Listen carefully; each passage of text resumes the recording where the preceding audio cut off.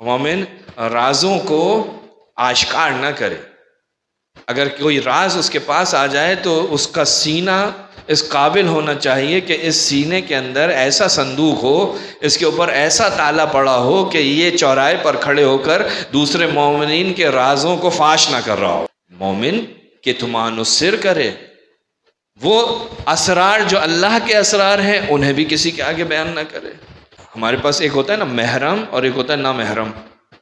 جو انسان کے معاملات محرم کے ساتھ ہوتے ہیں وہ نامحرم کے ساتھ نہیں ہوتے. محرم کے سامنے بہت ساری چیزیں بیان ہوتی ہیں لیکن نامحرم کے سامنے بیان نہیں ہوتی. یہ جو امام فرما رہے ہیں کتمان السر، سر کو پوشیدہ رکھنا، راز کو پوشیدہ رکھنا، چھپا کے رکھنا. عزیزان محترم، اس کا کیا مطلب ہے؟ یعنی جو تمہارے نامحرم ہیں، جو تمہارے ہم مسلک نہیں ہیں، جو تمہارے ہم عقیدہ نہیں ہیں، ان کے سامنے ہمارے وہ معارف جو صرف تمہارے لیے ہیں ان کو مت پہنچانا، ان کے سامنے بیان کرنے کی ضرورت نہیں ہے. کتمان السر، مومنین کے راز کسی کے سامنے بیان مت کرنا.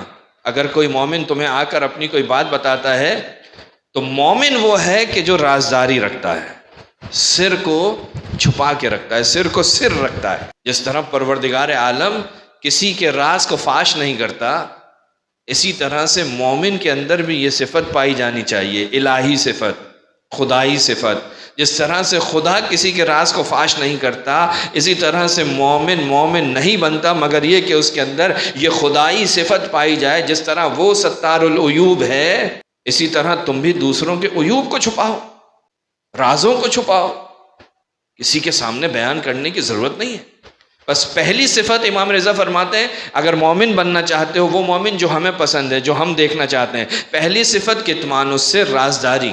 دوسری صفت فرمایا سنت من نبیہ، وَأَمَّا السُّنَّةُ مِن نَبِيِّهِ، کا سنت نبی کی سنت کیا ہے؟ فرمایا فَمُدَارَاتُ النَّاسِ، کا لوگوں کے ساتھ اچھا بولنا، لوگوں کے ساتھ محبت کے ساتھ پیش آنا، لوگوں کے دکھ درد میں شریک ہونا، مدارات کرنا. یہ اللہ کے نبی کا خاصہ ہے، یہ اللہ کے نبی کا خاصہ ہے کہ اللہ کا نبی ہر کسی سے، مسلمان و غیر مسلمان، رسول خدا کے لیے فرق نہیں کرتا تھا. رسول خدا جس طرح مسلمانوں کی فکر کرتے تھے اسی طرح سے غیر مسلم کی بھی فکر کرتے تھے. اگر وہ اذیت پہنچانے والا ایک دن اذیت نہ پہنچائے تو رسول خدا اس کے دروازے پر پہنچ کر اس کی خیریت کو دریافت کرتے تھے. یہ تھی مدارات النبی. رسول اللہ مدارات کرتے تھے، محبت سے پیش آتے تھے. قرآن کہہ رہا ہے اتنی صفات کا مالک نبی جس کی ایک صفت کو قرآن مجید فوکس کرتا ہے، اِنَّكَ لَعَلَىٰ خُلُقٍ عَظِيمٍ. یہ ہے خلق، یہ ہے کردار، یہ ہے اخلاق. اگر یہ اخلاق نہ ہوتا تو آج اسلام نہ ہوتا. یہ اخلاق نبی ہے. مدارات الناس، لوگوں کے ساتھ مدارا کرو، لوگوں کے ساتھ اچھی محبت کے ساتھ پیش آؤ.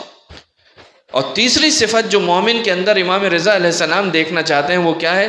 وَأَمَّا السُّنَّةُ مِن وَلِيِّهِ، ولی کی سنت. وہ کیا ہے؟ کہا ولی کی سنت یہ ہے کہ جب اس پر مشکلات آتی ہیں تو وہ صبر کا دامن نہیں چھوڑتا. آپ کے اوپر کتنی مشکلات آتی ہیں، کیسی کیسی مشکلات آتی ہیں. کبھی اقتصادی مشکل ہے، کبھی معاشرتی مشکل ہے، کبھی خانوادگی مشکل ہے، ہاں کبھی جسمانی پرابلم ہے. یہ ساری کی ساری مشکلات ہیں. کبھی مادی مشکل ہے، کبھی معنوی مشکل ہے. یہ ساری کی ساری مشکلات ہیں. امام فرماتے ہیں مومن کی خصوصیت یہ ہے کہ وہ مشکلات پر بیتاب نہیں ہوتا، وہ مشکلات پر صبر کا دامن تھام لیتا ہے. حضرت یعقوب جو ہیں، روایت میں ملتا ہے کہ حضرت یعقوب کو یہ کلمہ نہیں آتا تھا، اِنَّا لِلَّهِ وَإِنَّا إِلَيْهِ رَاجِعُونَ.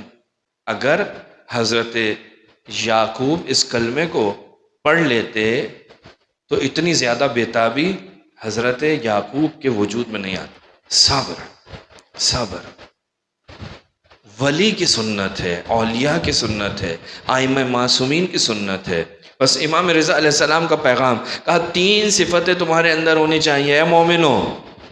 مومنو تم اس وقت تک میرے مورد پسند مومن نہیں بن سکتے جب تک 3 صفتیں نہ ہو، ایک اللہ کی صفت، ایک رسول کی صفت، ایک ولی کی صفت۔ اللہ کی صفت کہا کتمان السر، نبی کی صفت مدارات الناس، اور ولی کی صفت مشکلات پر صبر۔ کہا یہ 3 صفتیں تمہارے اندر ہوں گی تو تم میرے مورد پسند مومن بن جاؤ گے، ائمہ معصومین کے مورد پسند مومن بن جاؤ گے۔ تو عزیزان محترم، یہ شخصیت عجیب و غریب شخصیت ہے ائمہ معصومین میں۔ خود معصوم نے فرمایا، خود 8ویں امام فرماتے ہیں من زارنی فی غربتی کأن معی فی درجتی۔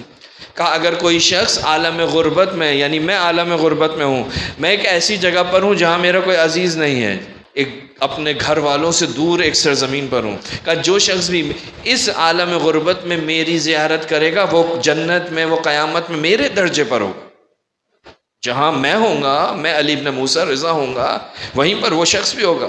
عجیب مقام ہے اس شخصیت کی زیارت کا۔ یعنی ہم سوچ نہیں سکتے ائمہ معصومین میں، سب کے سب معصومین کی زیارت میں آپ کو مل جائے گا کہ معصوم کی زیارت، یعنی معصوم امام کی زیارت ایسی ہے جیسے رسول خدا کی زیارت۔ یہ روایتیں ہیں ہمارے پاس، امام حسن کی زیارت ایسی ہے جیسے رسول خدا کی زیارت، امام علی کی زیارت ایسی ہے جیسے رسول خدا کی زیارت، اور کیسے نہ ہو، وہ نفس رسول ہیں، کیسے نہ ہو۔ تو ائمہ معصومین کی ہاں یہ ملتا ہے آپ کو کہ معصومین کی زیارت یا کسی خاص معصوم کا نام ملتا ہے کہ ان کی زیارت ایسے ہی ہے جیسے رسول خدا کی زیارت۔ لیکن 2 معصومین کی زیارتوں کے بارے میں بہت عجیب و غریب روایتیں ملتی ہیں، ایک امام حسین علیہ السلام، دوسرے امام رضا علیہ السلام۔ امام کاظم علیہ السلام فرماتے ہیں من زار قبر ولدی کان لہ عند اللہ 70 حجۃ مبرورہ۔ کہا جو شخص بھی میرے بیٹے، یعنی امام کاظم کہہ رہے ہیں میرے بیٹے کی قبر کی زیارت کرے گا، پروردگار عالم اسے 70 حج مبرور کا ثواب عطا کرے گا۔ اللہ کے نزدیک اس کے نامہ اعمال میں لکھا جائے گا کیا؟ کہا کہ اس کو وہی ثواب دو جو 70 حج، کون سے حج؟ جو قابل قبول ہیں، پروردگار کی بارگاہ میں مقبول ہیں، ان کا ثواب اس کے نامہ اعمال میں لکھ دو۔ راوی ہے یحییٰ نام ہے اس کا، مولا سے کہتا ہے مولا 70 حج، 70 حج۔ مولا پلٹ کر کہتے ہیں 700 حج۔ راوی نے کہا مولا 70 حج، مولا نے کہا 700 حج کا ثواب، 700 حج مبرور۔ کہا مولا 700 حج، مولا نے کہا 7000 حج، 7000 حج کا 7000 حج کا ثواب۔ امام رضا علیہ السلام کی زیارت، مولا فرماتے ہیں کہ کتنے ہی حج کرنے والے ایسے ہیں کہ جن کے حج قبول نہیں ہوتے۔ یعنی مولا یہ بتانا چاہ رہے ہیں اگر کوئی معرفت کے ساتھ امام رضا علیہ السلام کی معرفت کے ساتھ زیارت کر لے تو ایک مرتبہ زیارت کرنے کے نتیجے میں 700 حج کا جو ثواب مل رہا ہے نا، وہ 700 حج وہ ہیں کہ جو اللہ کی بارگاہ میں قبول شدہ ہیں۔ مولا فرماتے ہیں کتنے ہی لوگ ایسے ہیں کہ جو حج کرتے ہیں لیکن ان کا حج بارگاہ رب العزت میں قبول نہیں ہوتا۔ اور پھر فرمایا، کہا جب قیامت آئے گی نا تو پروردگار عالم 4 اولین اور 4 آخرین ان کو اپنے عرش کے اوپر بلائے گا۔ اولین کون ہے؟ کہا حضرت نوح، حضرت ابراہیم، حضرت موسیٰ، حضرت عیسیٰ، یہ عرش پروردگار پر ہوں گے۔ آخرین کون؟ کہا آخری نبی امیر المومنین امام حسن اور امام حسین، یہ بھی آخری عرش پروردگار پر ہوں گے۔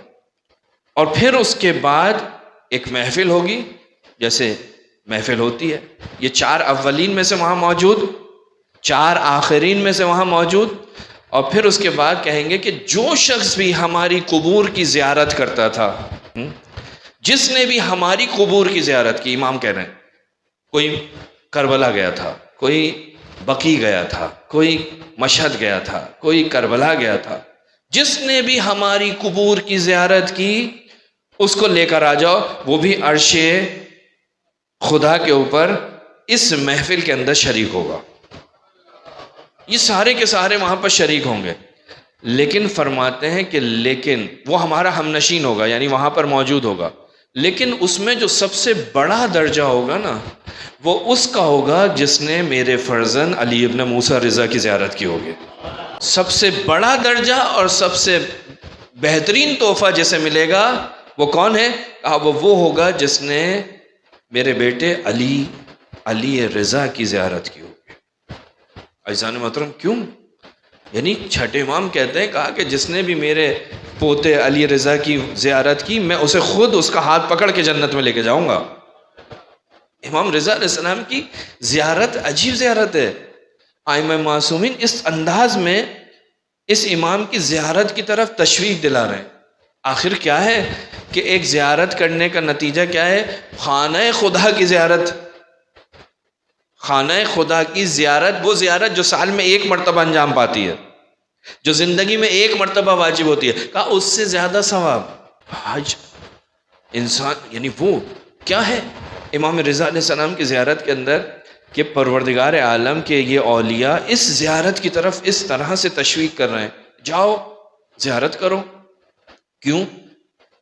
خانہ خدا کی زیارت اتنی افضل، لیکن اس کے باوجود امام رضا علیہ السلام کی زیارت 70,000 حج سے زیادہ افضل، اس لیے کہ اس خانہ خدا کی زیارت کوئی کر ہی نہیں سکتا کہ جس کے پاس اگر اس معصوم کی معرفت نہ ہو، اس کی زیارت کا کوئی فائدہ نہیں ہے۔ اس لیے کہ یہ وہ ہستیاں ہیں کہ جن کے ذریعے اللہ کی معرفت حاصل ہوتی ہے، یہ وہ ہستیاں ہیں کہ جو توحید تک کر پہنچنے کا راستہ دکھاتی ہیں۔ خود روایت کے اندر ہے نا، من اراد اللہ بدأ بکم، جو اللہ تک پہنچنے کا ارادہ کرتا ہے اس کی ابتدا کہاں سے ہوتی ہے؟ اس کی ابتدا آپ کے دروازے سے ہوتی ہے۔ اگر آپ کے دروازے پر آئے گا تو اللہ تک پہنچ سکتا ہے۔ ومن وحدہ، جس نے بھی پروردگار عالم کی توحید کا اعلان کیا ہے، توحید کا اقرار کیا ہے، یہ توحید کا اقرار کرنے والا قبلہ عنکم، اس نے اس توحید کو کہاں سے سیکھا تھا؟ آپ سے سیکھا تھا، آپ نے توحید کو سکھائی ہے۔ ومن قصدہ توجہ بکم، جو بھی اللہ کی طرف توجہ کرتا ہے وہ آپ کی طرف، آپ کی توجہ کی وجہ سے۔ یعنی ائمہ معصومین ہیں کہ جو اس پروردگار عالم کی ذات تک پہنچنے کا وسیلہ ہیں۔ لہٰذا امام رضا علیہ السلام نے بھی جو خراسان جاتے وقت نیشاپور کے موقع پر جو حدیث بیان کی تھی، آج سارے مسلمان اس حدیث کو لکھتے ہیں، پڑھتے ہیں، بولتے ہیں۔ تمام مسلمانوں نے اس حدیث کو نقل کیا جسے حدیث سلسلۃ الذہب کہا جاتا ہے۔ اس میں امام نے کیا فرمایا تھا؟ جب امام سے کہا